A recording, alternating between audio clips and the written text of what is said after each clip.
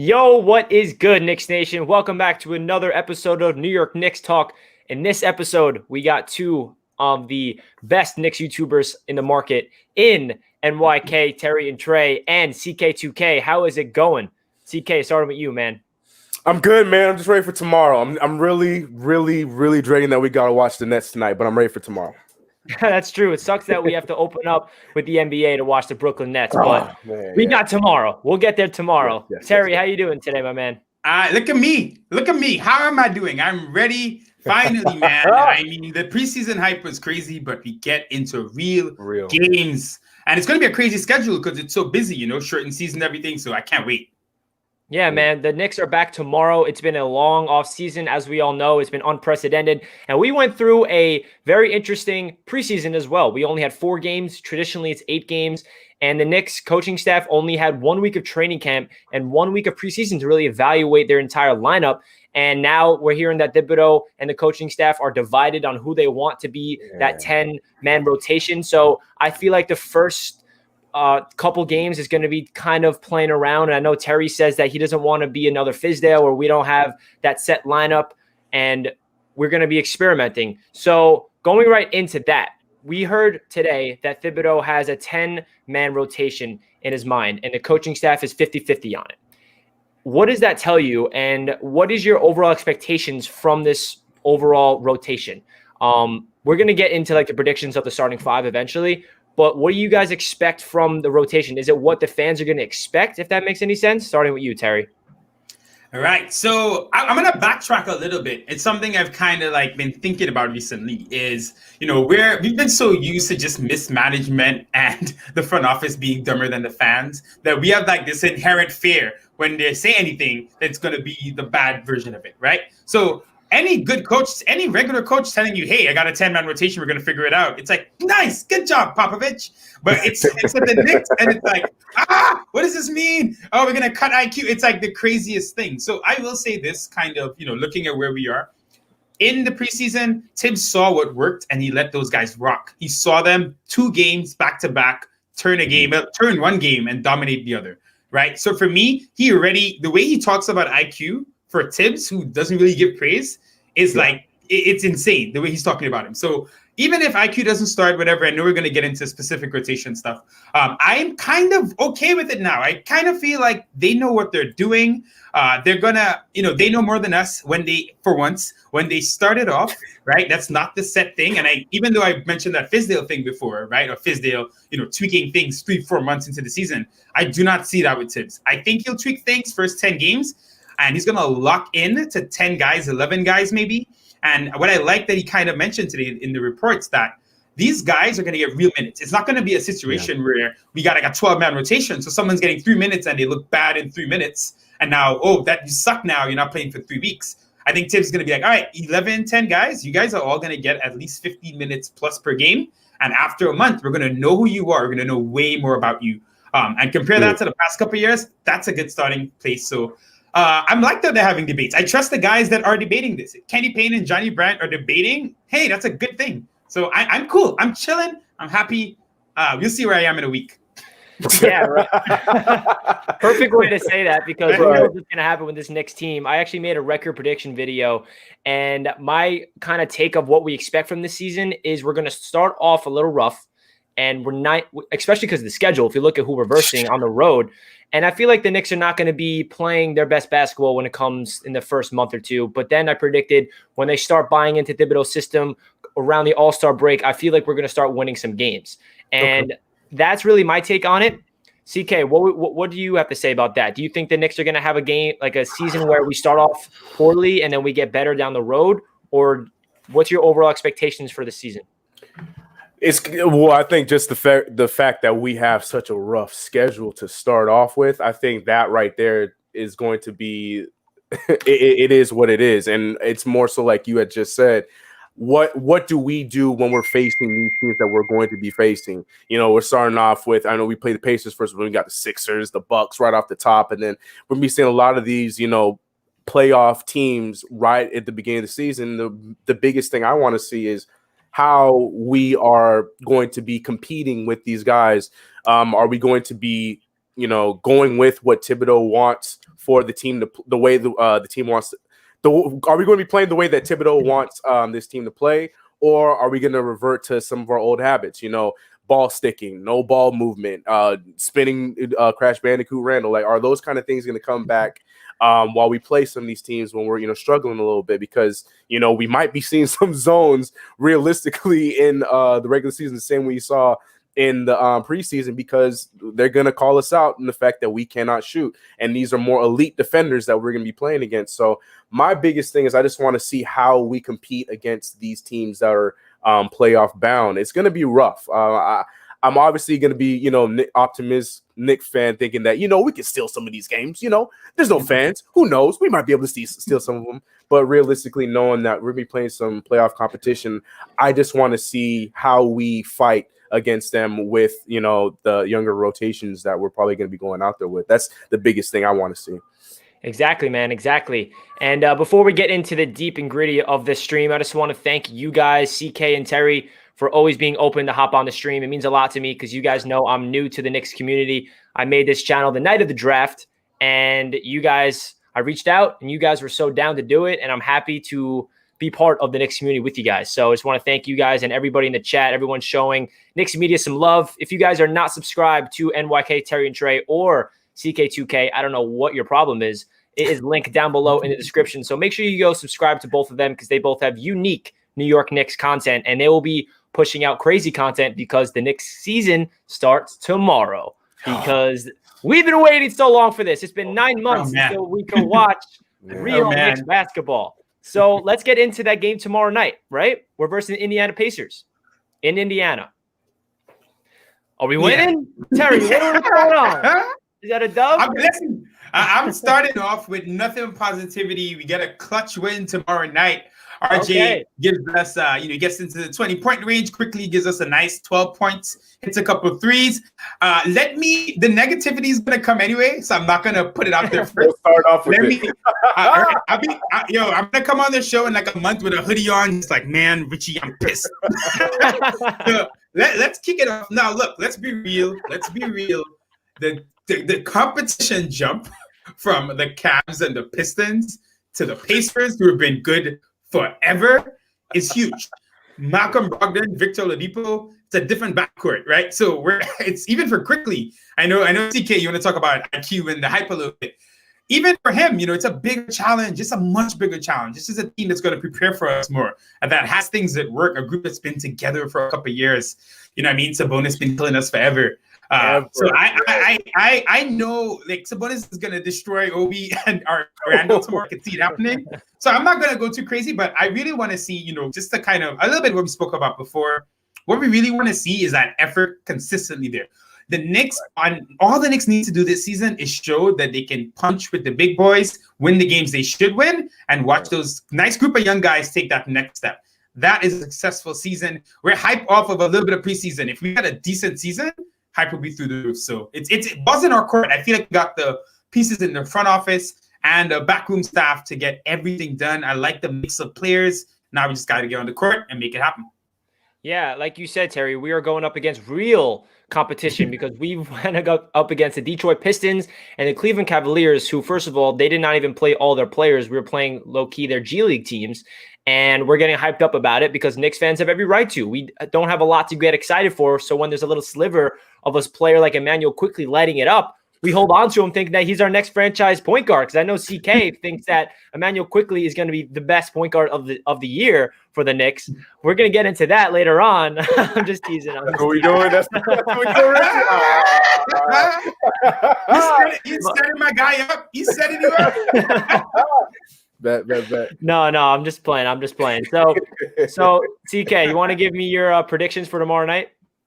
I'm gonna go with what Terry said because I love that. This man, he's right. Because the thing is, there's gonna be enough negativity to come tomorrow when Obi goes out there and switches out and he has to guard Domantas Sabonis for the first time, and this man kills him. And that's nothing to Obi Toppin It's just that's just what happens. Domantas Sabonis he's going to start off his season with averaging 20 points and 20 rebounds tomorrow. That's all I'm going to say. Okay. all that aside, I really do. I really do. Optimistic. I really think that we have a chance. I think that we, if not winning, we have a chance to make this competitive. I think that the Pacers are not all there yet. They're still trying to figure out Victor Oladipo and how he's still trying to get back to the groove of things. And you see that in their preseason as well. You see that in the bubble last year, Lord have mercy, 2-3 months ago. You can see that in the bubble that, they were still trying to figure out the chemistry with all of them. Are they going to get that same TJ Warren? All those kind of things they're figuring out as well. Yes, they're a better team, but luckily we're playing them the first game of the season. So maybe we can carry our energy over and get a surprising win, a surprising game tomorrow. And so I'm staying positive with this game, especially with who we got coming up after with the Sixers and the Bucks. So with tomorrow, I'm keeping positive, and I think that we could see some good things. But it really comes down to these rotations because, like Terry started off with, a lot of things that the coaching staff is talking about, but we don't know what those things are. So hopefully, a lot of good, and it's going to continue off of what we saw in that last Cavalier game, and we'll see what happens tomorrow. So I have high expectations for tomorrow's game. Yeah, and as we should. I mean, we played well in the preseason, and again, we know it was against not good competition, and it was with games that did not count. But we should be optimistic going into this game. And what I'm expecting, or at least what I'm hoping for, is a competitive game.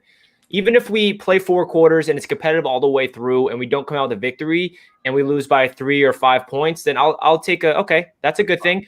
I don't want to go out there and get blown out. That would be the worst case scenario. We need to be a competitive team, and I think that this team needs to buy into Thibodeau on the defensive end. We saw them the first preseason game. We saw them playing the craziest defense in the last Knicks 5. I can't even speak because it was crazy. Like the past 5 years, we never even seen that defense. Everyone on Knicks Twitter was freaking out. Like, whoa, look at this defense. They're in the passing lanes. We got Mitch down low. We got Frank at the perimeter. Our defense is crazy. And I feel like that's going to be the X factor for this season, is if the defense is really what they expect and what Thibodeau is teaching these guys. So I'm expecting, and maybe I'm hoping for more than expecting, a competitive game and definitely a win. And I'm just looking forward to Knicks basketball, man. I really am looking forward to. So let's get into the preseason. So what are your guys' biggest surprises that you didn't really expect, and all of a sudden something crazy happened? And I'll start it off with Kevin Knox. Kevin Knox is the next, who is he? Klay Thompson, Kevin Durant from 3? I don't know. I mean, he doesn't miss from 3-point land. And it's funny because Kevin Knox missed his first 3 shots from downtown in the preseason. And I think they were like air balls. And I'm like, oh, man, Kev. And then everyone on Knicks Twitter seeing like, oh, Kevin's a bust. Nope, he's gone. And I'm like, come on, Kevin, you got this. Like, let's go. Like, you know me, I'm a big Kevin Knox fan, and I really think he has it, and he just needs to get the confidence in order to get in rhythm. Yeah. And we saw confident Kevin Knox. And all of a sudden, he didn't miss. I think he hit like 9 straight threes, and he finished like 13 of 15 from beyond the arc in total. Like, wow. Kevin Knox, if he can do that. And also, besides just his 3-point shooting, he also was crashing the boards. He had that amazing outlet pass to RJ Barrett, and he was pushing the ball. There was one sequence where he got the board and he had that amazing outlet pass looking like Kevin Love. And then he had another opportunity where he got the ball off the board and he pushed it in transition. It was a 2-on-1 and he dished it off to RJ. If Kevin Knox can start doing the little details like that, and I kind of want to give Fizdale a little credit because Fizdale always was on Knox about doing all the little things besides scoring, rebounding, pushing the ball down floor. And you're seeing a little Fizdale in Knox in that aspect. So thanks, Fizdale, I guess. But I'm just impressed with Kevin Knox. And I feel like his energy on defense was also impressive to me. We all know Kevin Knox is a liability on the defensive end, and he's going to be for a while. I just feel like his energy and his effort is what's going to make him not that much of a liability on defense. So Kevin Knox definitely stood out to me the most. Well, not the most, but one of the people that stood out to me. So Terry, what was the biggest surprise for you in the preseason? I'm going to leave IQ to you, CK. But I will say, I mean, listen, we all know about the IQ stuff. I actually want to talk about Mitch because I will say, talk about the last time we spoke. Forget even us, like, a week ago, 2 weeks ago, the discourse around Mitch did like a complete 180 in no time at all. Even the way Thibs has been speaking about him and how he feels about him, it seems, and like his work ethic, all that stuff. Mitch ends preseason kind of giving us, that total game where he's still his active self doing all the crazy stuff, but he's not fouling. He's making the little things happen. He's setting a screen. So for me, seeing Mitch, I don't say all of a sudden because it's a gradual process, and we saw glimpses of it back with DeAndre Jordan a couple of years ago during that period where Mitch just like cleaned up his game a lot. It feels like he really buys into what's going on. I think he knows and understands that for him to become a successful player in this league, it's the little things that matter on defense, not just your raw talent, your ability to block shots into the third row. You got to know rotations. You got to know these little things. And come on, I mean, Thibs is like literally the perfect guy for this. So I think a little bit of that tough love in the beginning. Also seeing Nerlens Noel have like some decent minutes and show that he can do, 70% of what Mitch is doing. And if he's doing that and not fouling, then guess what? Noel's going to get minutes. So I was really impressed with how Mitch ended preseason, especially that last game. Now, Mitch is still someone, Drummond didn't play. And whenever Mitch gets put against traditional big man, a lot of times they know how to fake him out, get him out on the post. So we'll see how it goes tomorrow. If he ends up on Sabonis at all, that'd be interesting to see.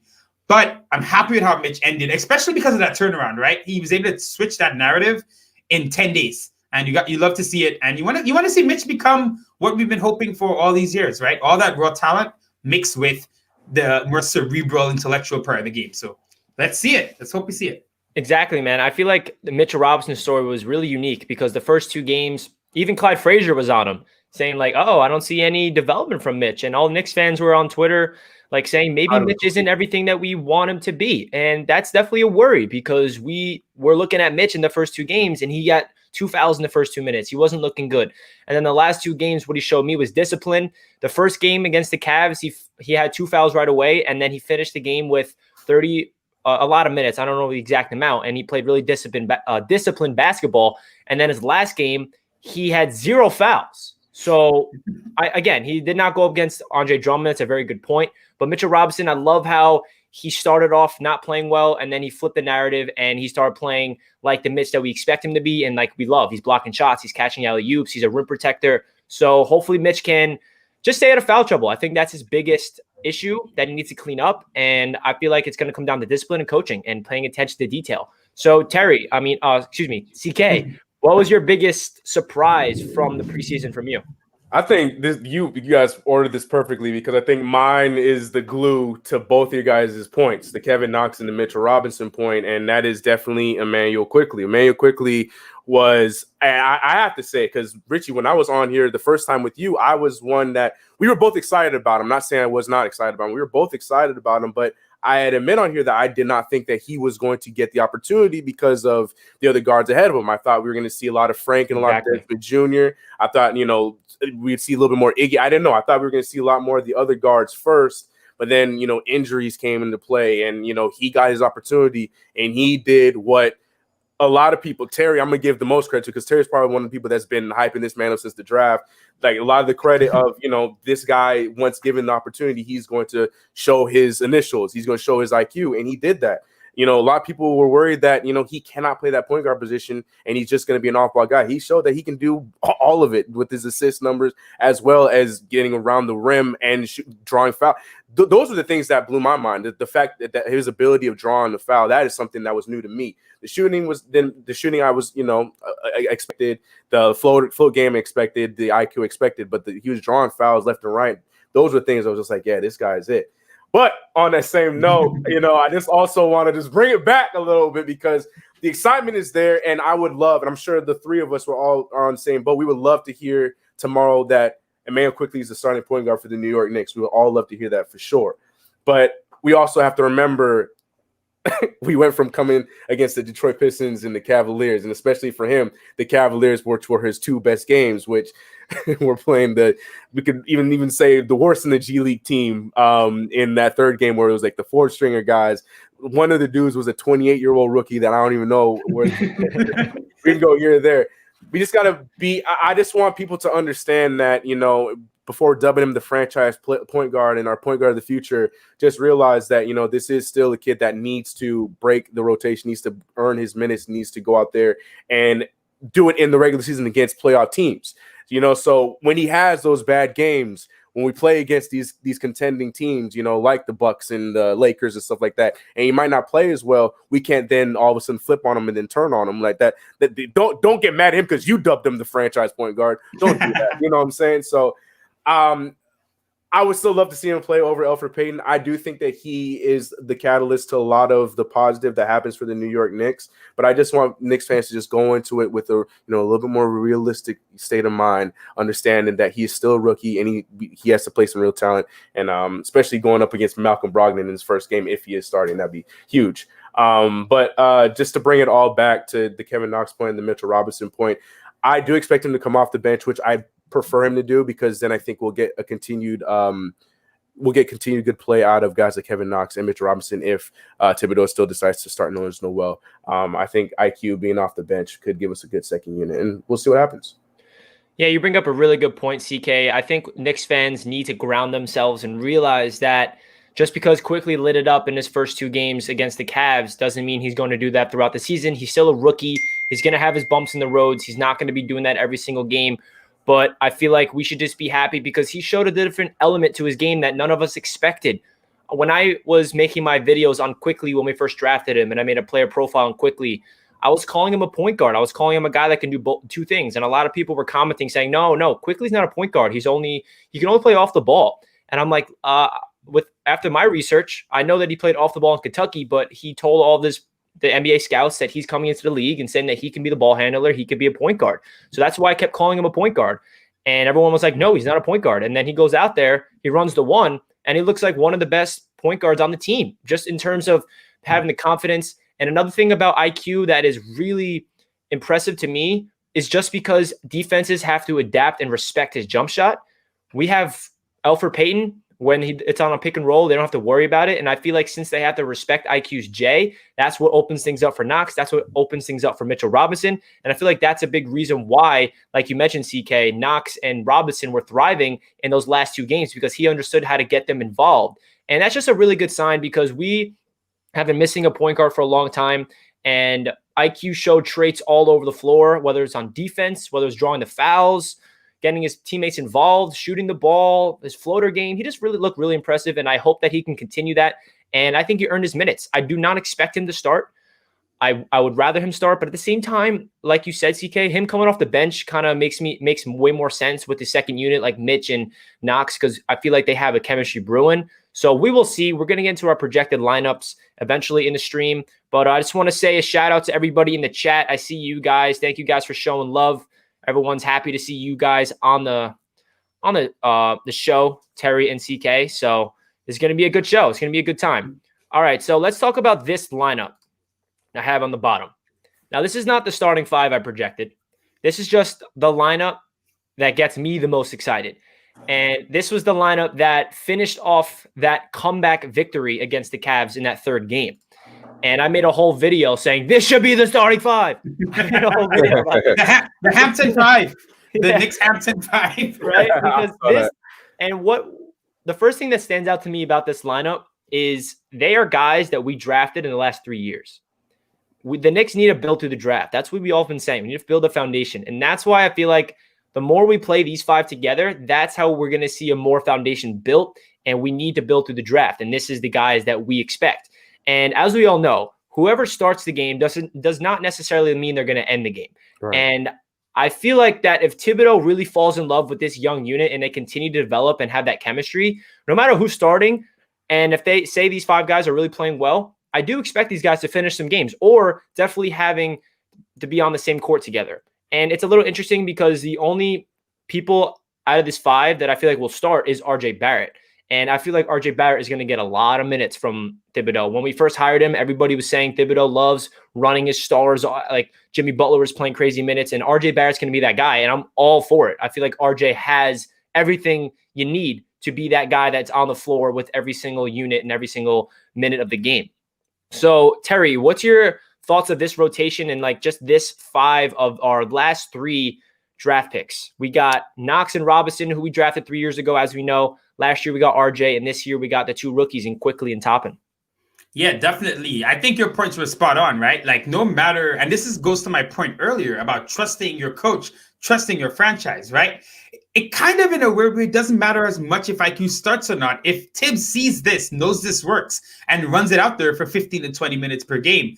The issue we've had, I feel, in the past, and why we've always been like, so worried and all this, like this back and forth about the starting lineup, is we felt like this kind of young, maybe fun lineup, if Fizdale or whoever it was didn't start them, they were never going to get actually minutes together, right? RJ's stuck with vets. He's not getting spacing. Kevin's with guys who are freezing him out. Alfred and Julius are playing hot potato with the ball with each other. So I think with Thibs, and I really think you hit it on the head, right? It doesn't necessarily matter. For me, I just want to see them together as a group.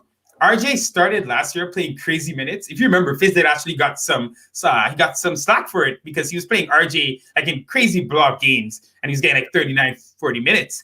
But now I feel like even with that, RJ is built for this. I think we're going to see RJ get spot minutes with the starters, but Thibs is definitely going to make sure he gets a run with this group.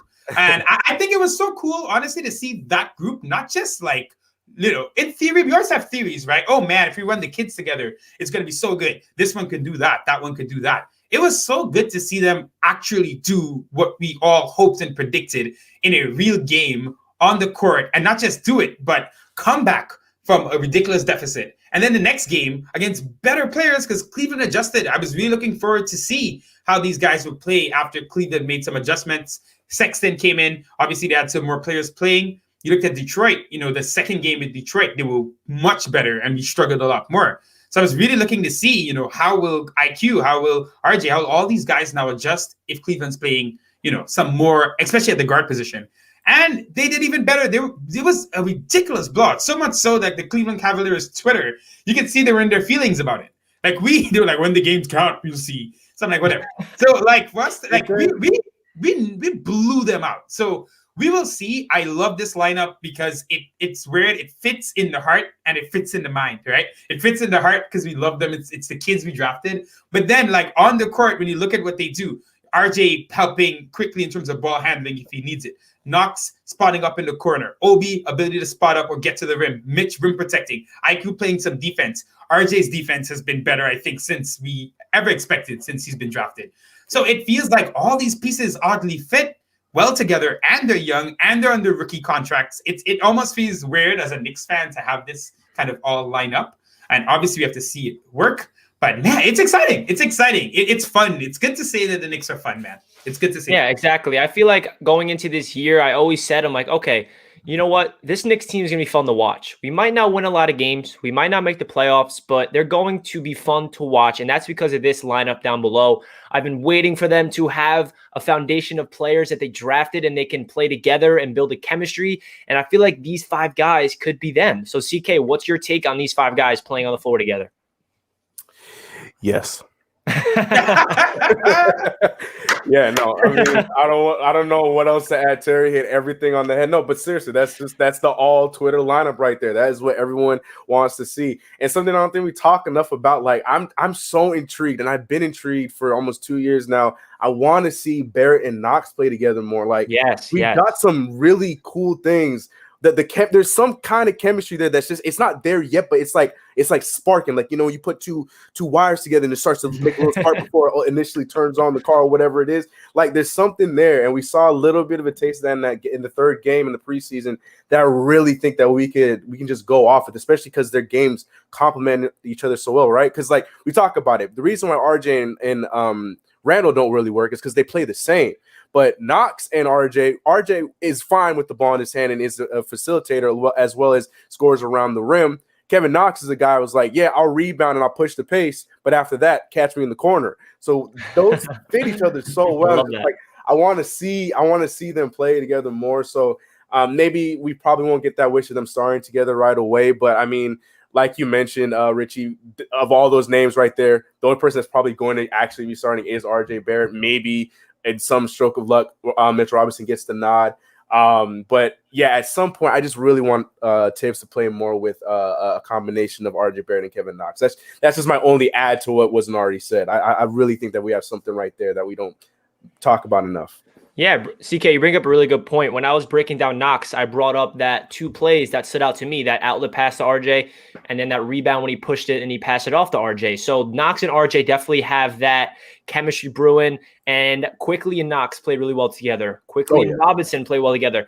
Quickly's first minutes in the NBA, no, it was his second because he played against the Pistons, but he came in off the bench and he threw 3 lobs to Toppin, Robinson, and Knox. Like, that was sick. Like, let's see more of that. Like, let's go. Like, that just gets Knicks fans excited.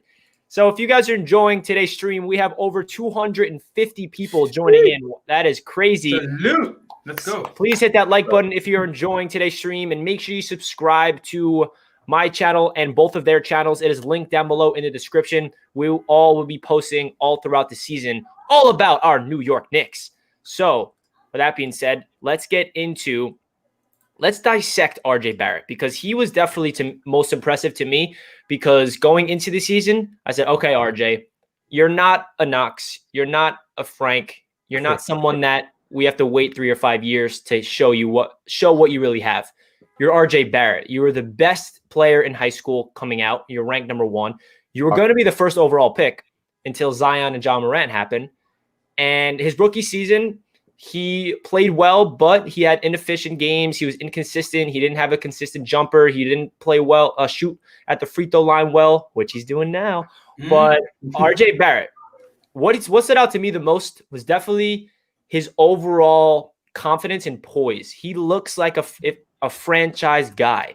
And what I mean by that is every time he's on the floor, it looks like the game slowed down to him.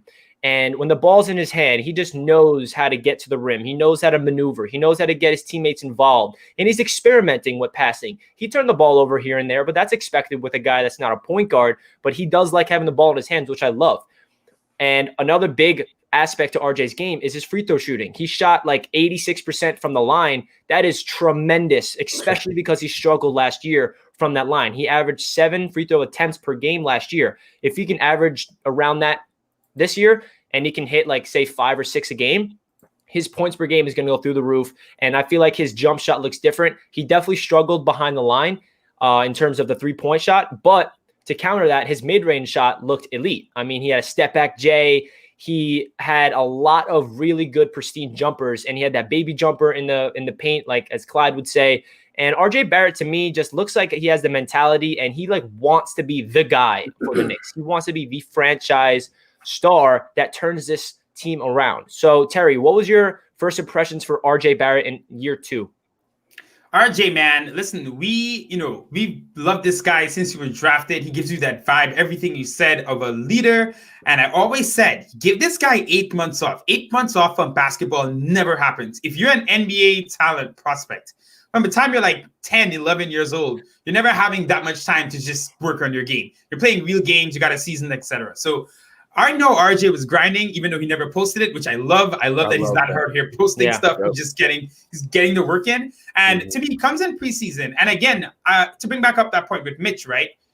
As much as I love to see guys just hit the ground running, I'm even more impressed if a guy can hit the ground looking like they did last season and switch it quickly. Because RJ's first quarter in Detroit was bad. Was bad. He airballed.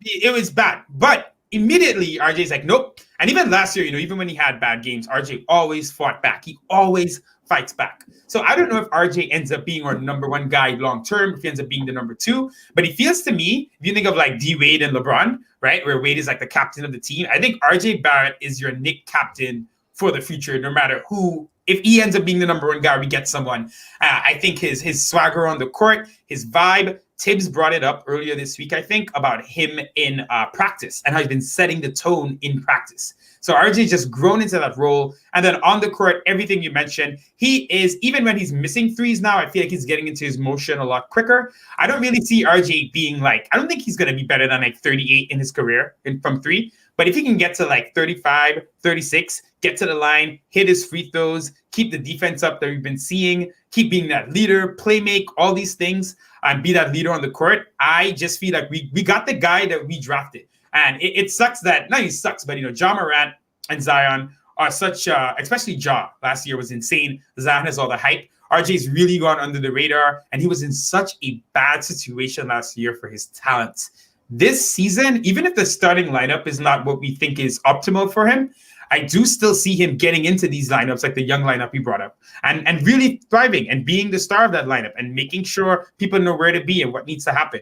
So I really like RJ's game. You know, one of the big things for me watching him last year is RJ doesn't have like that elite athleticism. He can't just like zoom past someone with his first step or get like high above the rim. So I always said RJ needs to kind of think like Luka Doncic, right? He needs to get a little bit crafty because you can be crafty around the rim, make some things happen. And I thought he had some really nice finishes in preseason. He had like a nice little spin layup finish. And like you said, the whole game looks like it's slowed down for him, right? That's how Doncic played. Luka looks like the whole game is in -5 speed and he's just like making you do what he wants. So I see RJ this, coming into preseason, weaker opponents, of course. We'll see how he does when the season starts. But the game is slowing down. He's making good decisions. He's a good leader off the court. What's not to love, really, about how RJ is coming out in preseason? Your evaluation is making me really excited for RJ Barrett. We got a donation in from Nick Central. Thank you, my man. Appreciate it. Nice lineup. I respect all of y'all. Do y'all think RJ maintains that? I'm assuming that means free throw percentage. Also, what point guard ends up out there in rotation? So I'll answer this. I think RJ will remain that free throw percentage because I feel like, and I love how Terry brought it up, we never really saw RJ videos of him in the gym. He was definitely a gym rat for those 9 months, and I guarantee free throws was one of those things he was working on, and you could tell he has the confidence in his stroke now. I remember his first free throw attempt of the preseason, he missed. Yeah, I'm like, oh no, here we go again. And we're back. And you saw RJ really upset. He's like, no, what the hell? Like, I worked on this. I worked on this. Like, that's that. Like, what's going on? And then all of a sudden, he did what he did in high school. And then he is lights out from the free throw line. So I think he will maintain it because he has that mentality that we always rave about. And what point guard ends up out there in rotation? IQ. Does he mean out of the rotation though? That's what I actually thought he meant. Ends up out there. Oh yeah, true. Oh yeah. Okay. Like out of the rotation. Yeah. That's what I was wondering. You know what's very interesting about this is because Austin Rivers got no minutes, no run in the preseason. He's still injured. He will not be suiting up tomorrow. And we got a lot of point guards on the roster. I mean, Dennis Smith Jr. had a very interesting preseason, a lot of ups and downs. The only really potential we saw from him was the defensive end. He had like a bunch of steals, and he sparked us on that defensive comeback. I don't know. Frank, I don't know how to answer this. CK, do you wanna answer this and then go off on RJ after you go talk about this? I'm gonna keep my answer to that point guard question quick. According to us, if we go to all Twitter, I think the answer is resoundingly the same. I think Dennis Smith Jr. didn't do enough to turn the meter. So we can say all we want that, if any point guard should be off the list, it's probably going to be him. But because of just history with the Knicks and their infatuation and love for this kid, and Johnny Bryan has taken him under his wing, I can't sit here and convincingly think that they're gonna just not give Dennis Smith Jr. any opportunity at some point. I think if anybody falls out, it's obviously got to be Mr. Scapegoat Frank Ntilikina. Unfortunately, I think is what's gonna end up happening. I know. Extend him. Yeah, I don't know. So I'm gonna keep my answer at that, and I'm hoping I'm wrong with that one. But yeah, talking about RJ Barrett, I love what both of you guys said, and Richie, I love how you the hype and the setup. I think we didn't give you enough credit. The setup, that's why I was like, talk to him, Richie. This man was the #1 prospect. Like when I was telling people I was in love with this kid and the Zion hype took over, I was like, nah, RJ Barrett, if we are lucky to get this kid, we got something there. Right?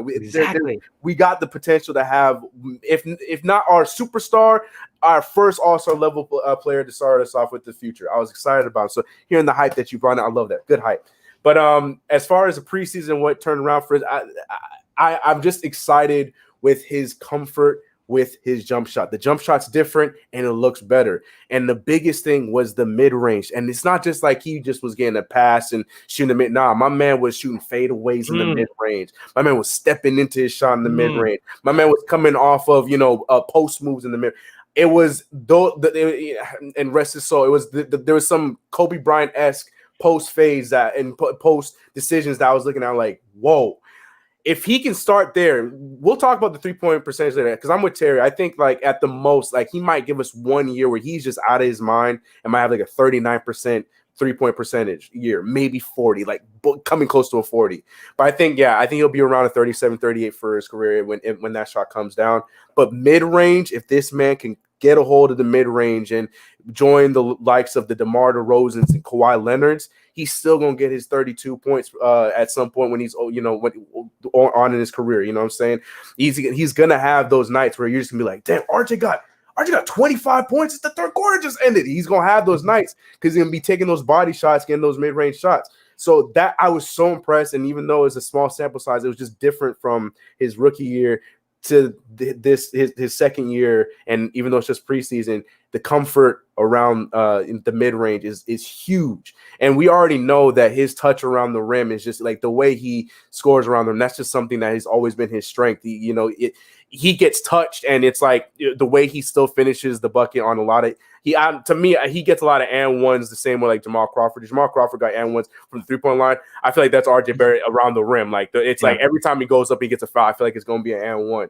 So that stuff I knew. RJ Barrett's been doing that, but the mid-range thing is just, it's so nice to see. I'm so excited about it, and I really hope that that's something that continues. And you can tell, like you mentioned with the free throw, the confidence is there, and he's like, I worked on this, so I know my shot going in. Y'all got to be ready. So the mid-range is huge. I know it's not the sexy three-point shot. It's not a sexy dunk. It's just a boring mid-range shot. But I'm telling you, when you're looking at that stat sheet and this man got 27 points and we got 5 minutes left in the game, y'all going to be like, damn. So I love that ad, and I really think that – I hope that that's something that continues and it stretches out to the three-point line.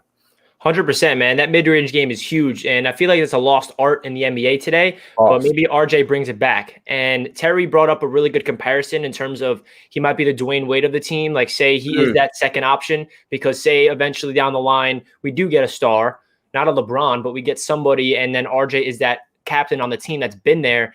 And it's funny because I always compared RJ to Dwayne Wade in terms of his play style. He's a lefty version of him, and the reason for that is I always felt like Dwayne Wade had that lights out mid-range. He was slow motion going to the rim. He absorbed contact. The game looks so slow down to him. And that's why I feel like RJ and Dwayne Wade have a very similarity in their play style. They both necessarily don't have the lights out 3-point shot that you want, but they make up for it with their defense. RJ Barrett had a bunch of steals. He's in the passing lanes, and that's really awesome. We got another donation from Sean D. I want to see RJ and Toppin pick and roll. That's going to be fun to watch. You know, we're going to get into Obi Toppin because he is another big conversation because he is our first round pick. RJ and Barrett running a pick and roll with Toppin, I feel like that's going to be fun to watch because RJ is a very underrated ball handler. And when Toppin's rolling to the rim, he could get the ball. And one thing that stood out to me about Obi is his passing ability. There's some times where I'm like expecting him to go up and he just dishes it out like crazy to Knox, and Knox just with the smoothest jumper of all time with the 3-point shot. But yeah, what do you guys think of RJ Barrett and Obi Toppin running the pick and roll? Terry. I mean, it lines up, right? You know, Obi, his athleticism off the charts. Was it the Detroit game, the last one, or the first Cleveland game where we had the crazy alley-oop? It looked like Kobe and Shaq back in the It looked like Kobe and Shaq back in the 2002 Western Finals against the Kings. Like there's so much there, and Obi can hit that jumper. I mean, he hasn't hit it as well as we'd like, but the form looks good. I think he's gonna hit them spot up when he can. And RJ, he has that passing mindset. I love it. I want to see those two in pick and roll. I really like those two as kind of like the young leaders of the Knicks as well. It's like a yin and yang. Obi's kind of the more expressive out there one. RJ's more serious, laid back. So the combination's good, and it kind of goes back to the lineup that we brought up, right? In a weird way, all the guys we've drafted, like those main 5 that we were talking about, they like make sense together. And, just from a basketball standpoint, on the court, they fit in different roles, but they literally fit as a team as well. Everyone seems to be passing the ball, moving the ball. Kevin Knox is smiling on the court. So there's just a good vibe with these guys. It is the fact there's an ego involved. Everyone just wants to get better, push each other to get better. I feel like RJ and Obi are like, the main faces of that. So yeah, want to see them in pick and roll, you can really confuse some defenders if they can start getting in a rhythm and getting some things going there. So, we never really saw the Melo Amari pick and roll that we thought we would, just to bring it back. So hopefully this can be that for the 2020. So I'm excited to see it. Yeah, I'm excited to see it too. And let's talk about Obi Toppin. So CK, what was your first impressions of the Rook in his first 4 preseason games? He had a really good first game when everyone was hyped up, saying like, wow, this kid's ready. He was making some crazy post moves. He looked comfortable. And then he kind of slowed things down, and he didn't really get as many looks as I expected him to get. So what was your first impressions on the rookie's performance in the preseason?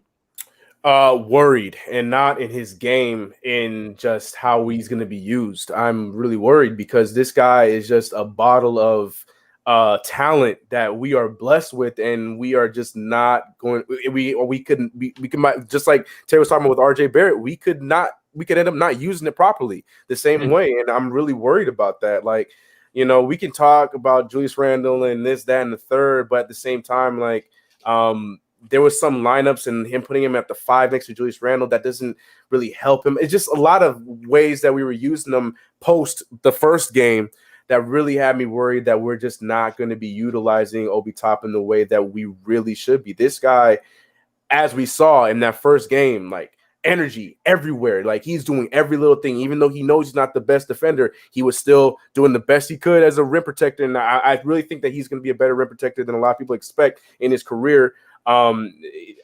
There's so much excitement about this kid. There's so much that he does. The same way IQ brought the energy when he went out there, Obi did the exact same thing. The minute he was out there, you knew he was out there. He was everywhere. And that dude he moves so quick for as big as he is. Like, I just really hope that we utilize him the right way. And I'm not saying that means that we have to start him. No, it's just it's almost like the Kevin Knox effect, right? Like, Kevin Knox, like this, we could have had this version of Kevin Knox if he was put in the right rotations. And I kind of worry that we might be continuing to put Obi Toppin in weird rotations, and then it gets misconstrued as Obi Toppin not being the player that everyone expects. So my number one word I would use is just worried, and it has nothing to do with his game. It's just how we've been using him towards the end of the preseason.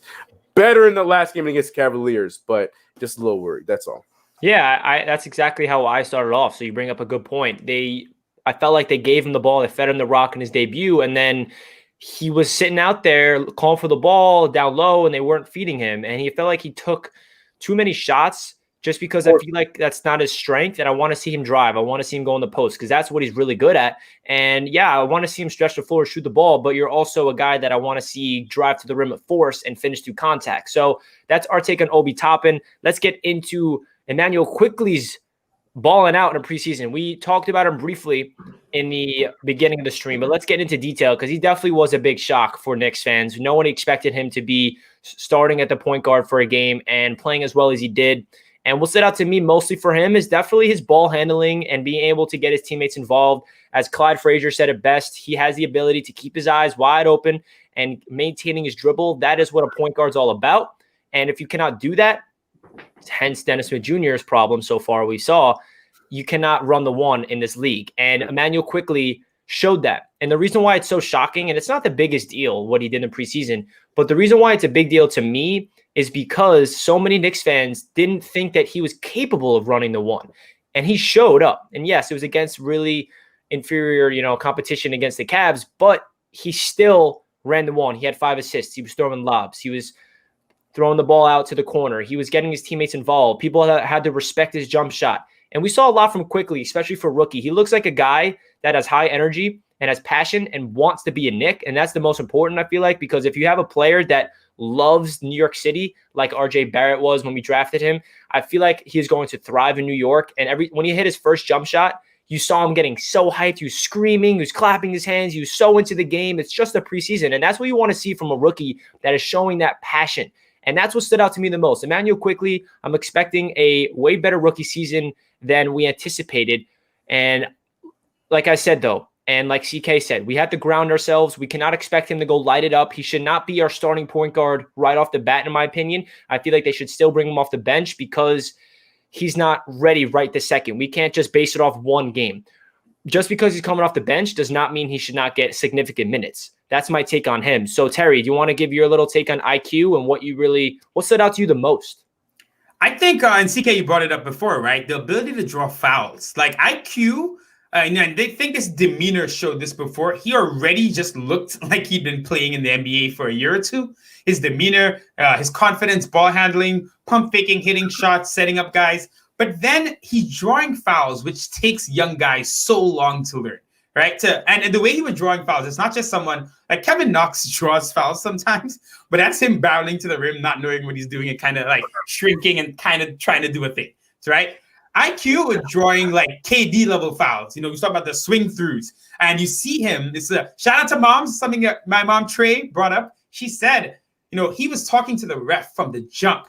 Yeah, right. Man. Immediately, IQ is like, hey, yo, so yeah, this happened last possession. Watch it next time, and then we got free throws the next time it happened. So like just that mindset, and that's what a point guard needs to do and needs to be. I think that's why IQ's been so refreshing. I mean, let's not diminish this. He was 100% probably like the fourth or fifth guy maybe to play. Even, let's be real, people had Miles Powell ahead of IQ potentially showing out in preseason because Miles is a little bit older. IQ just leapfrogs everyone and is in legit conversations to start as a number 25 pick. Thibs, and I keep going back to what Thibs has been saying about him, because Thibs is not this guy to be giving effusive praise off of anything that he doesn't think is legit.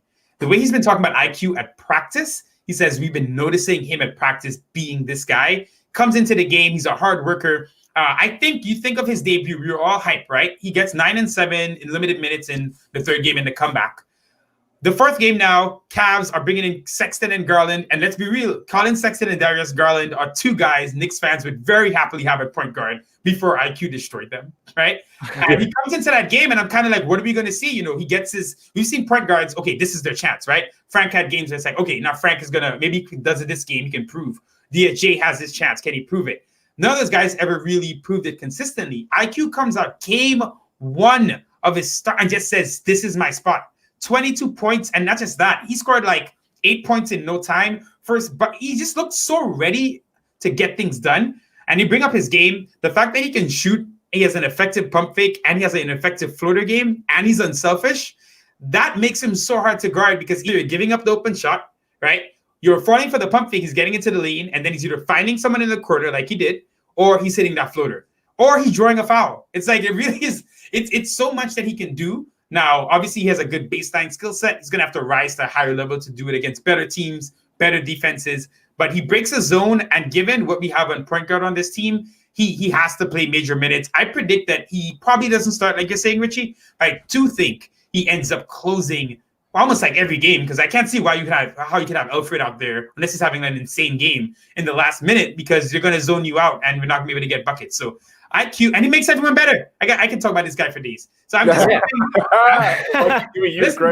I'm hoping that tomorrow, I don't even need him to go crazy. Like I said, my predictions, if he can get like 12 points per game this season, 4 or 5 assists, keep guys in the flow, that to me is a really good starting point. So let's see how he does in this season. I think the hype is, I wouldn't say justified, but I get it. Yeah. And you also bring up a good point, Terry, that he breaks the zone. And you saw what the Pistons and the Cavaliers did. They ran a zone defense on us because we lacked shooting. And when you have a zone defense on you, you need to put in shooters. And Emmanuel Quickley is that guy that they have to adjust to, because when they're running the pick and roll, they have to respect his jump shot. And we've never had a point guard that is considered a sharp shooter. I mean, he shot 43% from behind the arc in Kentucky. That is ridiculous. I know it's against, it's not NBA competition, but still, he shot lights out in college. He looks like he has a solid jump shot. He has the confidence to be able to put the ball in the rim from beyond the arc. And this New York Knicks team needs shooting desperately. And I feel like that's the biggest component from Quickley's game. And that's what we expected from him. But seeing all these other elements from his game that we didn't expect is the biggest surprise for me. So, CK, do you want to give your take on IQ again? I was going to say, I think I would just be echoing the same sentiment, but everything you guys had mentioned was perfect. All I was going to add to what I was going to say is just, I feel like even if he goes, basically what Terry just said, if he goes out there and, expectations are through the roof and he brings us I would say a 10 points per game, 11 points per game, then I feel like he already is off to a tremendous start, because I guarantee you with those 10, 11, 12 points that he brings per game, a lot of other great stuff was happening along the way. You know what I'm saying? So no, I'm just excited about him. I really would love to see him start tomorrow. But like I said, I just want people just calm it down, bring it back. Preseason, and it was 2 games against the Cavaliers. Just bring it back. Let the kid go out there and show that he can do it against better competition. And I really believe that he won't have any problem with it, because like you guys said, he got that demeanor, he got that gruff. He'll be fine. I got one quick thing to say, all right, about IQ. I have not seen the fan base unite like this. We've been fighting each other for years. IQ united the entire fan base with just excitement. We haven't, Knicks, we've needed a point guard that does these things, and he seems to do a lot. We're going to have to see it against real teams, like we said. But it's good to have a guy like that everyone just behind and rooting for. I think his demeanor, his spirit, Kenny Payne in there, I think is really good for him as well. It's eased that transition. So let's get the game started, man. Yeah. Get the game started. Yeah. So that segues into the biggest question, which is what should be the starting lineup? And this is a hard question to answer because we saw the same starting lineup the first two games against the Pistons, and then in the Cavs game, there's a lot of people that was out. Like Nerlens Noel wasn't playing. Alfred Payton sat out of game. So we don't know. But we did hear that even though Nerlens Noel wasn't playing, Mitchell was slated to start the last two games anyway. Yeah. So, CK, what's your give me your oh, you don't want to go first? No, this is the question. But go ahead. Two lineups. Your starting five and what you predict. Yeah. Okay, and it's not even about my starting five that I don't want to answer this question because the one I predict is just going to piss everybody. I can see everybody going to be like throwing their head back upset. But the one I would like to see is the one that you had on the screen not too long ago. I think that's the obvious, Yeah. Very quickly, RJ Barrett, Kevin Knox, Obi Toppin, and Mitchell Robinson. Love the emphasis on Knox. Yeah, man. Yeah, got to put some respect on my boy's name. Come on, man. Turn around. But yeah, that's definitely the lineup I would like to see. But what I'm expecting is I think we saw our starting lineup. I think it's going to be Alfred Payton, Alec Burks if he's back, RJ Barrett, Julius Randle, and Nerlens Noel if he's back. And if Noel's not back, then hopefully we get some Mitch, and Mitch goes out there and steals his starting lineup spot back. But I think we saw the starting lineup, to be completely honest with you guys. Yeah, and I know Knicks fans, when they see that starting lineup like CK predicted, and I think that's the same lineup I'm predicting, they're going to be outraged, just like it was in the preseason. But you have to remember, just because they're starting doesn't mean they finish the game. It does not mean they get all the minutes. It's all about what units play together. So don't overreact. Just because they're starting doesn't mean they're going to get all the minutes. So before I hand it off to Terry, I want to really talk about Alfred Payton and Julius Randle, because those two guys are probably the least favorite Knicks players on the team. I'm leaving. You guys can do that. And I don't know, man. Alfred Payton just drives me crazy. I don't want to see him get minutes over anybody on the point guard spot. I'd rather see Dennis Smith. I'd rather see Frank. I'd rather see Austin Rivers. And I'd rather see IQ, obviously, over him. The only thing he brings to the table is getting in the passing lanes and providing defense and finishing at the rim decently. He shoots the ball too much for me. And he's just a guy that I'm not a fan of. But I'll flip it over, and I'm actually going to give Julius Randle some credit, because what we saw from Julius Randle in the last preseason game, if he can do that for the regular season, Knicks fans are going to adjust to him and say, okay, Julius, you know what? If you can do this, we'll be okay with you. And that was being a pass-first guy, getting his teammates involved. He finished with 8 assists, and I was always on top of him saying, yo, Julius, you're not a point forward, so stop trying to be. Okay, I did say that. But if he's trying to be a point forward, and he's passing the ball and it's working, then by all means do it. I mean, can I piggyback off of that statement right there? Because that's the thing, though. It wasn't even him being the point forward. He was used he was at the top of the free throw line every single time. His passing was used way more effectively, and it was smarter. It wasn't him bringing the ball up and getting those 8 assists. No, it was within the offense. It was just so nice to see. I just wanted to add that part because, of course, because I don't want it to be like, yo, you could do it, Julius. Yeah, you could do the point forward. I believe you now. Yeah, no. Exactly. It was way more effective the way it was done. Seeing him actually be that 4 and be at the top. Facilitate. People were moving around him. It was just that, like you just said. I just want to add that part. Yeah, of course. That's all. I just want to give. Yeah, what stood out to me too was when he gets a board and when he dribbles the ball up. I always hated it. I'm like, all right, Julius, when you get a board, pass it. That was last year because essentially when he got the board and dribbled down the floor, he would either try to do a crazy spin move and lose the ball and get triple teamed. And that's why we hate Julius Randle. But now this year, it seems like he has a different mindset where he crashes the board, he pushes it down the floor, and he dishes it out to an open shooter. That is way different because if he can push it down the floor and we have that up-tempo offense and he can facilitate rather than be that guy that's sizing people up for no reason because he doesn't have the handles in order to do that, that is a different element to the game. I feel like he needs to have that mindset to get his teammates involved. And he does have ability to make ridiculous shots here and there. And that gives him the confidence to go out there and shoot more ridiculous shots that he misses. And that's another reason why Knicks fans hate him. Listen, I'm not a Julius Randle fan. I'd rather him off the team. I want him traded. But what I saw from that last game, if he can start to play more of that role of facilitating, Knicks fans will get more comfortable with him as our power forward, because it's all about getting the guys involved. It's all about him passing to the young core, because we do not want to see him icing out players like RJ Barrett. RJ and Randall, not a good match on the court like we always mention. So that's really my take on that. So Terry, if you want to piggyback on what me and CK were talking about and then give us your lineup. Yeah, let me give you just a Randall thing. I agree. I actually put this tweet out even before he had that game. Give myself some credit. I said, for Julius Randle to endear himself to Knicks fans, he kind of needs to be the player that he was the last year in LA. Remember, Randall, I think he was like number 9. Was he number 9? The draft that year he got drafted? 8, 9? Yeah, 8, 9, somewhere around there. Yeah, kind of. So, I wouldn't say a bust or anything, but obviously he didn't hit like the level that they thought he would. And then year 3, coming towards the end before he ends up, going over to New Orleans, he starts playing this kind of weird pseudo Draymond Green type game, right? Where he actually was playing good defense. He was passing a ton. He played a lot like what we saw in, the last 2 preseason games or whatever. And, so much so, you talk about his mindset. I think he's scared of Thibs. Julius Randle literally, did you guys see? You saw him miss the complete open basket to pass. He was literally right there and he's like, oh no, let me get it out here. So thing is with Randle, if he's at the top of the key, he's able to be that secondary playmaker. People would bring up that Randle always get assists. Not all assists are made the same, right? Last year, Randle still got assists. Like, did he lead? He was right behind Payton, maybe. He was one of the top assisters in the team, right? Sean D, shout out to Sean D. This makes so much sense, right? Joakim Noah was a great passer. He was not trying to be the passer. He was just moving things along.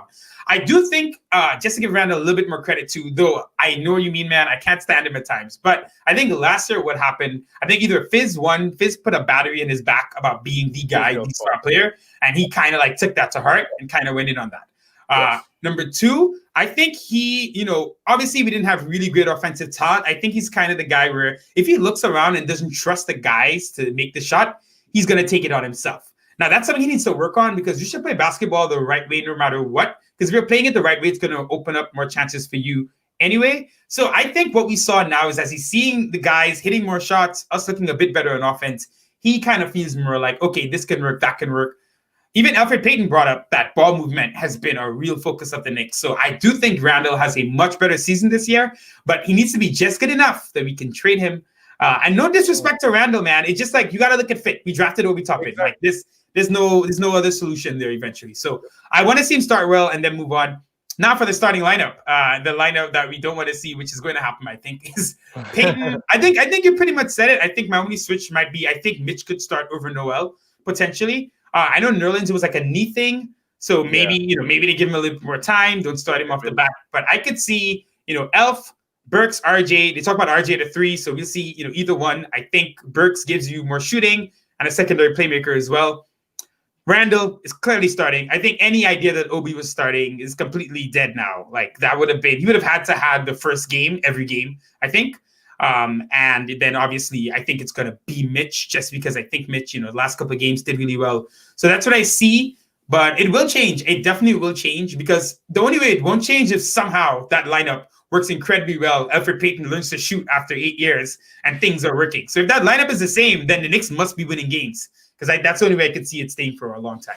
Mm-hmm. Yeah, I agree. And again, when that starting lineup is announced, expect all the Knicks fans to get outraged. But just know, just because they're starting doesn't mean they're going to play all the minutes. And I'll say that over and over again. So let's get into another topic. Our first impressions on Coach Thibs. So we saw our first 4 games with him. And what stood out to me personally is holding his players accountable. That's not what we saw from Fizdale. It's the opposite. That's what really is the biggest deal. There was one sequence which I loved, which was the game we were blowing them out, the last game of the preseason. The first 2 minutes of the second half, we gave up, 2 straight baskets, and I almost said Fizdale again. Terry, you're rubbing off on me. Thibs ripped his mask off, called a timeout, yelling at his players when we're up by 25 points in the preseason. That is a coach that cares and understands that you need to be on your players throughout the entire game. And then we see a picture of Fizdale smiling, losing by 40 points to the Bucks. And then you see Tom Thibodeau they gave up a 3-pointer at the buzzer, which mean nothing, even though they won the game. He's walking off all pouty, like, oh, why they give up that 3-point shot? You know what I mean? Like, it's just, that's what stands out to me the most, as he's so into the game. He has such a big basketball brain where they're paying attention to detail. You can see that the players are buying into his system. And I love the element of the dynamic between Thibodeau and then the Mike Woodson and Kenny Payne and Johnny Bryant as the assistants, because those are the nice guys. They're going into the film room with the young players and say, listen, okay, this is what we need to work on. And then Thibs like, yeah, you better work on that. You know, like, I love that. I love that dynamic. So CK, you want to give me your thoughts on Thibs? Yeah, that last part I 100% agree with. And I think we're going to see more of that play in as the season goes on. You know, we're already seeing the Johnny Bryant effect with RJ Barrett right now. And I think as the season goes on, what you mentioned with the coaching staff, the dynamic with the coaching staff, we'll see more of for sure. But yeah, definitely the number one thing that I took away from Thibs, and I never was really worried about it, but just seeing it just gave me like goosebumps. It's just like Thibs is just never impressed. And I love that. Thibs is never impressed with anything. Yeah, we were up by 42 points, 43 points at one point. And Thibs was on the sideline looking pissed off because he got his G League guys not doing the right things, calling time. I love that, because that is basically what you were saying, Richie. Just what we need. We needed a coach that holds them accountable. There was a moment in the first game or second game where I was worried because Julius Randle had that. It was Julius Randle and Dennis Smith Jr. Dennis Smith Jr. had 2 instant turnovers, and then Julius Randle had his little turnover, and Thibs called a timeout and then yelled at him, but then kept Julius Randle in the game. I was just like, oh no. Happening again. That's like, like PTSD, man. I told you, it's really PTSD. is. It really is. It really is. But no, since then, like, I'm not worried. I'm excited to see what Thibs does. And like you said, he can be Tom Thibodeau, where he can, has a connection, does something he doesn't normally do, talk high on IQ and to the public, but then still be that rough coach that this young team really needs. But then we have that dynamic of a bunch of other developing coaches in everyone you named, and that are going to have their back, let them know, like, yeah, Thibs is not wrong, but kind of thing. And the dynamic of our coaching staff, I'm super excited about it. But yeah, the number one thing that we got from Thibs that he is not holding up on is the fact that he just never impressed. He don't care how much we up by. You don't care what your stats look like. If you drop the ball, you turn over the ball, and we up by 50 points, we stay your ass on the bench. I love that. I'm glad we got that too. I'm with it. Exactly. Another thing that stood out to me real quick is his ability to adapt to the NBA and whatever they're in the generation of. He always mentioned, he's like, the NBA is changing every single year, and the great coaches are the ones that can adapt. And I feel like Thibodeau has that mindset, and he is known to be a more old school type of coach, but you can see him bringing in his old school and the new school and combining it into one. And I feel like that's what's going to really unlock this young team and play as one together. So Terry, do you want to give your thoughts on Coach Thibs? Yeah, definitely. I think you guys obviously hit it on the head. I think looking back to Fizz really quickly, right? Fizz Day was really brought here to coach stars. That bet was that stars would come here. He'd be the friendly guy chopping up at the stars, and then they go out there and kill the game, right? So Fizz for that young team just was a real mismatch, and you saw it. Bad habits building, lack of accountability, etc. Thibs is the exact opposite, right? It's exactly who we'd want drilling into these guys. The fundamentals are important. We need to play this way. We need to play hard every game. His resume, I know Minnesota didn't work out as well as it could have, but they still made the playoffs. But look back to what he did with those Bulls teams. Constantly injured, constantly shorthanded, fighting in the playoffs, throwing out Keith Bogans. Random guys are playing, getting minutes. Ronnie Brewer, like these guys were playing real playoff minutes. And you saw their careers outside of Thibs, kind of nothing happened. Even like Joakim Noah, I know he got injured, it was a little bit different, but Joakim Noah really developed the exact same way, if not for Thibs. So I'm like, this guy has a track record. I think with this young team, all these guys are not going to make it, right? No team re-signs 5, 6 rookies. There's going to be a core 3, maybe 4 that makes it from this group that goes on. But I think Thibs is going to have such an impact on a lot of these guys for the rest of their career. I'm happy he's in there. I'm happy that the baseline level of what you need to be a Knicks player has been risen, at least in terms of playing defense, playing hard, doing the right things. And the lack of satisfaction, like you guys said, that's really great. I just imagine other coaches, I'm not going to say names anymore, other coaches watching a guy like have a good game and like, yeah, woo, you're killing it. No, I mean, yeah, look, you want to say the name? I'll say anything. But Richie, and you brought up the dynamic. I think this is what makes Thibs even more valuable in this setup. I think Thibs on his own, with 4 more background coaches that are just like him, could be potentially maybe be a toxic environment for young players. You got everything. You got Woodson there is like the friendly guy. Kenny Payne's like the tougher version, right? Johnny Bryant's the young guy who kind of knows what's going on. Like, I don't listen to him. He's right, but we got this. And I just feel like you got this really good dynamic. We spent so much effort and time this offseason trying to build, that foundation in the back room that can, lead to success on the court. And I think they were thoughtful doing it. They built a really nice team that fits different things. And just like the team, the young team we were talking about, I feel like they got guys to fit all these different roles, right? If Thibs is going to be your lead guy, your drill sergeant, like I said, you got Kenny Payne, you got Johnny Bryant, you got Mike Woodson, you got these guys there to assist and help out. Good cop, bad cop, all that good stuff. So I think Thibs with this team, any of my worries about Thibs before we hired him has been completely nullified by seeing how we built out the entire ecosystem around him. So I'm all in on Thibs, man. And these guys are going to thrive under Thibs, 100%. Love to hear it. Love to hear it. That segues into one of our last topics of today's stream. Thank you guys so much for tuning in. We're almost at 400 people watching, which is ridiculous. Thank you guys for tuning in. If you guys want to see Richie, who am I? Terry, CK, all of us. I can't even speak because I'm so excited that we're killing it right now. Make sure you hit that like button because we will be bringing you guys more Knicks content with us 3. This dynamic is awesome. We got a great chemistry brewing here. So again, hit that like button, and that segues into one of our last discussions, which is record prediction. This is scary. Yeah. We got a salute to the chat, salute to the panel, salute to Knicks Nation. Michael Parker, thank you so much for the donation. Shout out to Michael, man. What's up?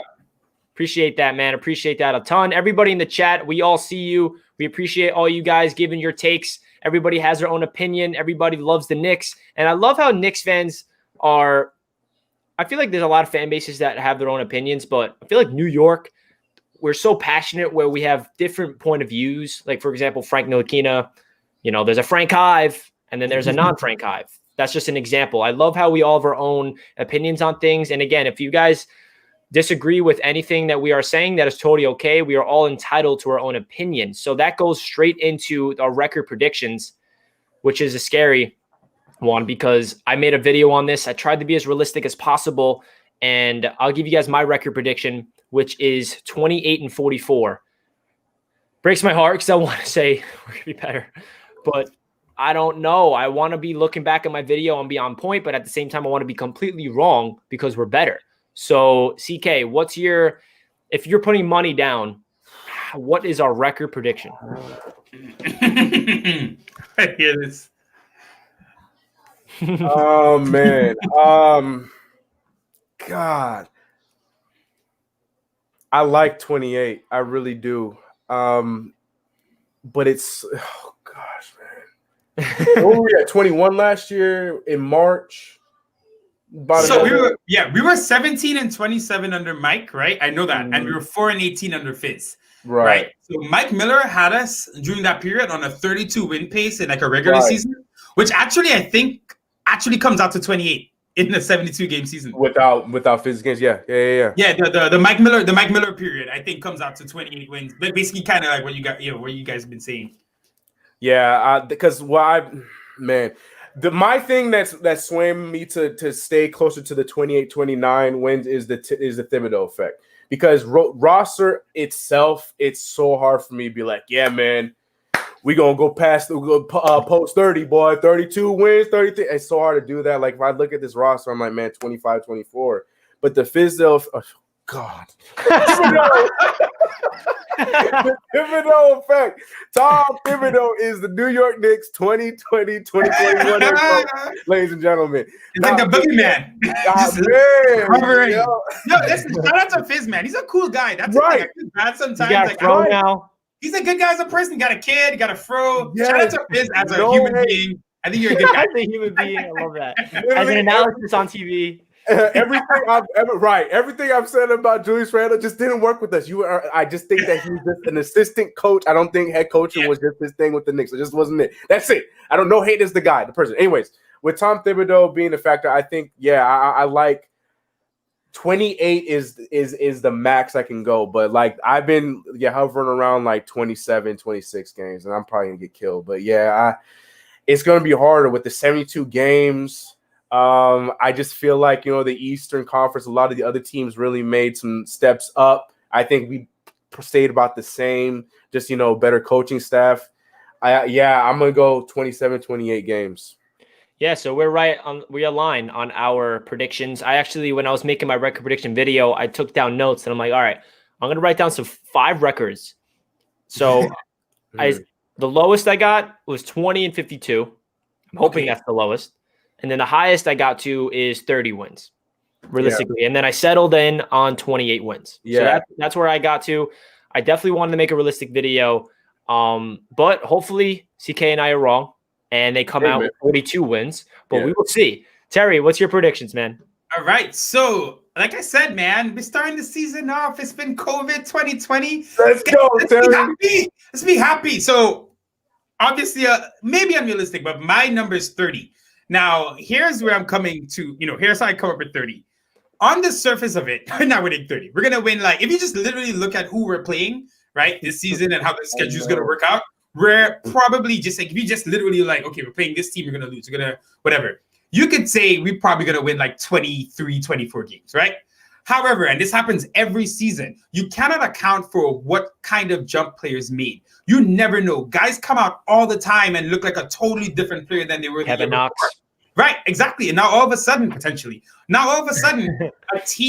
look at the Suns in the bubble, right? There's so many things you cannot predict. 8 months off is such a ridiculously long time for the entire league, right? We have no idea what kind of jumps, regression, whatever is going to happen. So on the surface of it, looking at our roster now, I would say realistically it's probably 25, 26. But if I'm thinking that guys are actually taking jumps, and something that the chat brought up, I saw someone bring it up. Shout out to whoever it was. If they're doing well, they might make a trade mid-season. Maybe this is a different looking team. Because look, the 2021 class is already looking, pretty dry right now, right? So let's say, for example, we somehow are doing okay. Maybe we're 5 games under 500. Get to mid-season, Randall's playing way better than you thought, and now there's some kind of trade they can make. Now they get Buddy Hield or something. I'm just saying you never know. And I think 2 things. 1, potential jumps from players that we cannot expect. And we have no idea what it's going to look like. But 2, this front office is aggressive. They were out here ready to risk it all for Gordon Hayward, right? They were not just sitting by. They want to win. I genuinely think once they're not stupid, so they're not going to make, dumb trades that kill us for years. But I definitely think if they see some progression, right, and they see things going away, and they're seeing a core group really kind of at that higher level than the rest of them, I definitely think they'll put guys together, package them, and move them out. This is not the roster we're finishing with, right? So obviously it could be worse as well. It could be us saying, all right, we're going full crank. We're going to go win 20 games this season. But I'm going to keep it optimistic because we're starting off, right? My realistic side feels honestly it's probably 26 wins, but I could see us getting to 30. And listen, it would be so interesting if some of these guys take a leap and then they make a trade. Because I'm telling you, in a week, we already got IQ anointed as the starting PG for the Knicks. Yeah. In 2 months, the NBA changes by the week, man. You never know what's going to happen. You told someone a year ago James Harden would be throwing the ball at a rookie in practice trying to leave the Rockets. You'd be like, no way, right? So things happen so quickly in this league. Guys get injured. What if CP3 goes down with a serious injury now? And Devin Booker is I don't know. So I'm just saying there are many things that can happen. And I think this front office is not one to sit by. They're going to make things happen. They were already trying to do it this offseason. It wasn't optimal, but I definitely think during the season, they're going to make a trade. And then I think offseason next year, they're going to go ham doing a bunch of stuff. So my positive, happy prediction is 30. But that's based on, I think some guys are going to make jumps that we really can't predict right now. And I do think the front office, if they see any sliver of hope, will start wheeling and dealing. And do you think that, say we do win 30 games, because it's going to be interesting this year with the play-in tournament. Yep. The 10th seed makes it, right?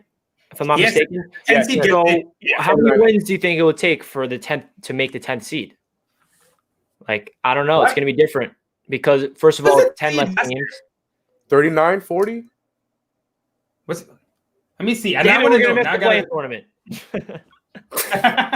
Somebody Damn in it. the chat. Let us know. Come on, RJ, blow up this year. Become an And the other thing MVP. too that we're not even accounted for too is the fact that there's no fans in the stands, and that could be a benefit for a team like us. You know, some of these players, as we saw in the bubble, they thrive on their egos being stroked while they're playing the game, and if there's no fans out there that's cheering them on, they might not play the same way. You know, so we could steal some games that way, and I feel like Terry brought up a great point. There's just so many factors that we do not think about that just arise every single year that something could happen. So I thought that was a very good point. And wishful thinking, 30.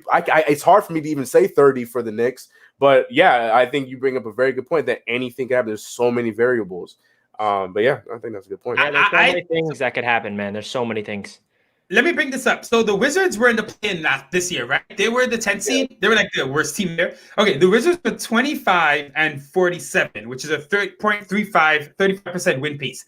35% win pace in a 72-game season is 25 wins. Book it. Knicks are in there. Book it. So listen, honestly, so the crazy thing is both of your predictions at 28 looks like, I mean, obviously, every year the record changes. It's not going to be the same all the time. But and I'm pretty sure, honestly, the 10th seed this year will probably be better percentage win-wise than 35% like last year. Yeah. But honestly, 28 and definitely 30 definitely puts us into that in 10th seed. And I'm telling you, guys, 10th seed would be a parade. I cannot tell you how crazy Twitter, YouTube, everything would be if we're playing real games for like 1 week. It would be pandemonium. So honestly, yeah, that's why I think even with the play-in, right? That's why I think these guys will be aggressive. If they're hanging around and the play-in just extends it now to 2 more teams, this front office is not about to sit by and let guys expire for nothing. No way. That's true. That's true. All right, guys. So to end off the stream, we're going to finish off with the last segment, which is hot takes. I know this is Terry's favorite topic, and we're going to give you guys obviously this is bold takes, so they're supposed to be a little over the top where it's a little unrealistic. So keep that account. So whatever we're going to say, don't be like, that's not happening, bro. It's because it's a hot take. That's why we're saying it. So I'm going to pass this off to Terry, and I want you to give us a really hot take for the New York Knicks this season. All right. So my hot take is that RJ Barrett scores 23 points per game.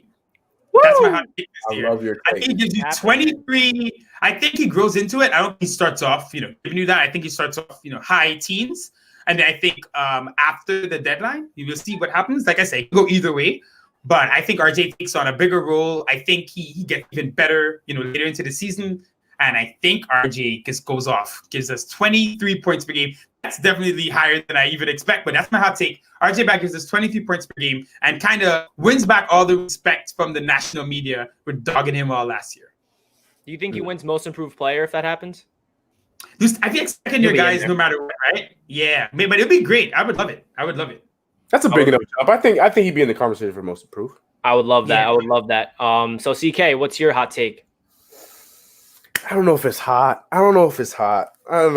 Just because of me, because of the movement I've started, and the hashtag that I've birthed on my channel, and this caught some wildfire. Well, we heard some news yesterday. Frank Ntilikina was not going to be extended going into the season, but he's not the only 2017 class player that was not extended yesterday. Somebody by the likes of Lonzo Ball was also not extended, leaving a hole there for obviously the Pelicans, as well as he's played and making the big stuff that he did last year. The Pelicans aren't entirely sold if they're ready to give some money on him, because obviously they got to pay Zion at some point. Zion Williamson is going to need to get paid. They just gave a lot of money to Brandon Ingram, Lonzo Ball. How should we know we should give you the money? We got Eric Bledsoe. We just drafted Kira Lewis. We really like this kid. Oh my goodness, Alexander Walker. Why should we give you so much money when we can just stay cheap at point guard and run with what we have? So that being said, my hot take is that we are going to make the move to aggressively sign Lonzo Ball. I'm not going to do trade deadline because I don't think we have any move for him in the trade deadline, but I think we will aggressively go into this offseason. Like Terry said, 2021 free agency class is getting dimmer and dimmer. Kawhi Leonard is the last one. The NBA is hoping that he does not extend. If that man extends with the Clippers, there's not much to talk about in the 2021 offseason. So that being said, with the draft picks that we have, we'll make some nice draft picks. I'm not in the camp of Cade Cunningham because I do not think that we're going to get blessed with the top 3 pick. So I'm curbing my thoughts on that. I think that we will get Lonzo Ball in the offseason via free agency. I'm with that. I'm a big Lonzo fan. I feel like Lonzo brings everything to the Knicks that we need in terms of playmaking, defense, unselfishness, and all of a sudden he's a new jump shot. If you saw what he's doing so far, he looks like a way man's pulling up. I love it. I love Lonzo. So here's my hot take. I actually saw somebody in the chat that stole it right out of my mouth. I think Kevin Knox will be shooting around 38, 39% from 3. Oh, I love this. Averaging over 15 points per game and will be solidifying himself a spot on this lineup for the future. And he is our starting small forward for the future because he's not only record this right now. It's happening. He will be lighting it up and he's going to do more than shoot the ball from 3. He's going to dribble and take the mid-range jump shots. He's going to be dunking on people. He's going to be catching the alley-oops. He's going to be playing defense. He's going to be catching, crashing the boards. He's going to be pushing it down. And only thing that Kevin Knox needs to do in order for that to happen is pretty simple. His confidence, his mentality. I've always said he has the shot. He has the fluidity in his jump shot. He has the physical traits. He has the body. He has everything you need to be a starting caliber small forward in the NBA. The only thing that he's been lacking in the last couple of years is his mentality and confidence. He's got that now. He needs a point guard to feed him the rock, and I feel like we have that in IQ. I know it's only a small sample size, but we saw him get in rhythm. We saw him shooting 6 for 7 from 3. If he can get the open looks and knock it down consistently, Kevin Knox, book it. I've been waiting for this to happen since we drafted him. This is a funny little story about me. My first time ever making any type of Knicks account on social media was a Kevin Knox fan page. So it was Kevin Knox Media when we drafted him. Kevin Knox Media, right? And I was all in on Kevin Knox. This is the future. And then it's funny enough, a year later, I switched it to RJ Barrett Media. I'm like, all right, RJ Barrett's the guy. And then I'm like, you know what? I love it. I'm like, you know what? All right, RJ Knox, I love you both. I'm switching it up to Knicks Media. Knicks Media. I need to talk about the entire Knicks. Yo, we're gonna need Richie Media next, man. Yeah, Richie Media next. Yes, And it's so funny because that's how exactly I started my Jets channel. It started off with Sam Darnold Media, and then I'm like, wait, I can't talk about just a quarterback. I need to do Jets Media. So that's just a little funny story about who I am and what I've done in social media world. I've been high on Knox from the start, as most Knicks fans have been, because I've been more hopeful than Knox because we see this guy, we're just like rooting for him, like, come on, we need you to be that guy. So that's my hot take. Kevin Knox shooting 38% from 3-point land and developing into a guy that we really need him to be. So yeah, that's really my hot take. You heard Terry, you heard CK's. That does it for this episode of New York Knicks Talk with Terry and CK. Thank you guys so much for joining in. If you guys are not subscribed to these fellow gentlemen, please make sure you do so because they are posting phenomenal Knicks content. I left that down below in the description. If you guys are not subscribed to me, make sure you do so as well and hit that like button if you want to see us 3 make more content in the future. So to end off the stream, we'll say our final goodbyes. Terry, you want to end off with any more hot takes before the season kicks off tomorrow night or tips off rather? But shout out to the chat. They're shouting out bombs. I not promised it last time, but we'll figure it out. But we actually did our kind of season preview, and we finished off with hot takes. And her hot take also involved Kevin Knox. So I'm dropping that video probably in the next 2 hours or so. So definitely check it out. Thanks for having me on, Richie. Good to see you. Good to see you too, CK. I'm happy. I'm hyped. I'm just so ready for the basketball. Shout out to the chat as well. Knick fans have been suffering for a long time. They always say, right, you want a loyal person, get you a Knick fan because they ain't going anywhere. So shout out to everyone, man. Let's get this season underway. Love it. I love it, Terry. Anything you got left to say, CK? Man, same as always. Find me, CK2K, new videos up. But more importantly, subscribe to my man, Richie here at Knicks Media. Go support the homie, Terry, and Mama Trey over there on NYK, Terry and Trey. Love this community we got. It's so much fun. Tomorrow, we got to sit through Kevin Durant and Kyrie Irving and the media. Let's go Warriors. All about the Nets. Let's go. Yeah, Steph Curry, give me 65 tonight. But yeah, I'm super excited about tomorrow. Super excited.